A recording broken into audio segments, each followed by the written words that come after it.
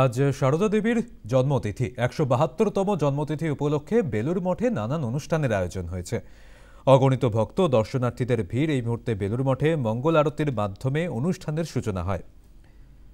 আজ মা সারদা দেবীর ১৭২তম জন্মতিথি উদযাপন বেলুর মঠে অগণিত ভক্ত দর্শনার্থীদের ভিড় হয়েছে বেলুর মঠে। অন্যদিকে আপনাদের যে ছবি দেখাচ্ছে তমলুক রামকৃষ্ণ মঠেও সারদা দেবীর জন্মতিথি ঘিরে দিনভর একাধিক অনুষ্ঠানের আয়োজন।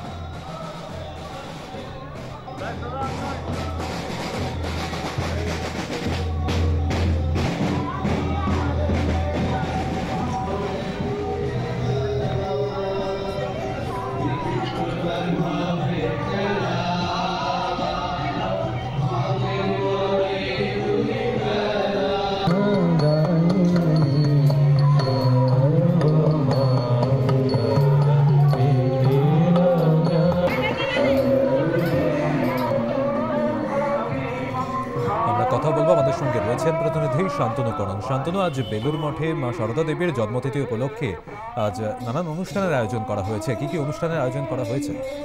দেখো, মূলত সারদা দেবীর যে ১৭২তম জন্মতিথি তার উপলক্ষে ভোর প্রায় ৪:৫টা থেকেই মন্দিরে বিভিন্ন অনুষ্ঠান শুরু হয়েছে। মূলত মঙ্গল আরতির মধ্য দিয়ে সূচনা হয় আজকে অনুষ্ঠানে, কিন্তু দিনভর এই অনুষ্ঠান চলবে। বিভিন্ন যেমন ভজন হবে, ভজন চলছে, স্তব গান, মাতৃসঙ্গীত, মায়ের কথা, পদাবলী, কীর্তন, গীতিনাট্য এবং বাউল গান, এছাড়াও বিভিন্ন আলোচনা হবে, অর্থাৎ মা সারদার জীবন কাহিনীর উপরে বিভিন্ন আলোচনা সভা অনুষ্ঠিত হবে। এছাড়াও দুপুরবেলা যেমন প্রসাদ বিতরণ হয়, সেই প্রসাদ বিতরণ হবে ভক্তদের মধ্যে।